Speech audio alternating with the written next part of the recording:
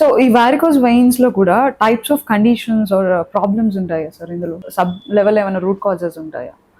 కొన్నిసార్లు నార్మల్ వాళ్ళకి రాకపో రెగ్యులర్గా వచ్చేది ప్రైమరీ వ్యారికోస్ వెయిన్స్ అంట. కొన్ని సెకండరీ వ్యారికోస్ వెయిన్స్ అంటే కొన్ని కారణాలు మీరు చెప్పినట్టు, లైక్ ప్రీవియస్ డీవీటీ అంటే రక్తనాళం గడ్డకట్టు ఉండడం వాళ్ళలో, ఇంకా కొన్ని ఇతర సర్జరీస్ అయ్యి వెయిన్ యొక్క డ్యామేజ్ అయిన వాళ్ళలో, వీళ్ళందరి వల్ల కూడా మనకి ఈ వ్యారికోస్ వెయిన్స్ వస్తాయి. Apart from normal varicose veins ఎవరికి వస్తాయంటే మనకి ఎక్కువసేపు నుంచున్న, లేకపోతే ప్రెగ్నెన్సీలో జెనెటికల్ ప్రీపోర్డ్ అంటే ఫెమిలియల్ గా వాళ్ళకి వ్యారికోస్ వెయిన్స్ ఉన్న వాళ్ళకి ప్రైమరీగా వస్తాయి.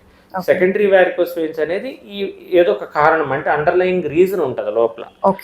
మన వాస్కులర్ సెంటర్ మనకి చిరంజీవి హాస్పిటల్లో ఒక ప్రత్యేకత ఏంటంటే ఎందుకు మనం ఇంత బెస్ట్ వాస్కులర్ సెంటర్ కింద మనం ఉన్నామంటే ఆ కారణాలు కూడా మనం గుర్తిస్తాం.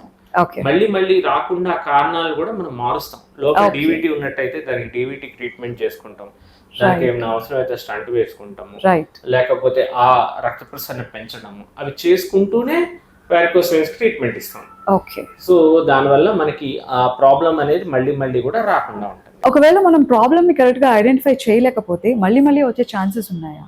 అదే ఈ ప్రాబ్లమ్ మనం రెగ్యులర్ గా ఇప్పుడు నేను చెప్తున్నవన్నీ మనం ప్రాపర్ గా చూసుకున్నట్టయితే డెఫినెట్ గా మళ్ళీ రికరెన్స్ వచ్చే ఛాన్సెస్ ఉంటాయి. అందుకని అవన్నీ కూడా మనము ప్రాపర్ గా చూసుకొని చేసుకుంటే బాగుంటుంది.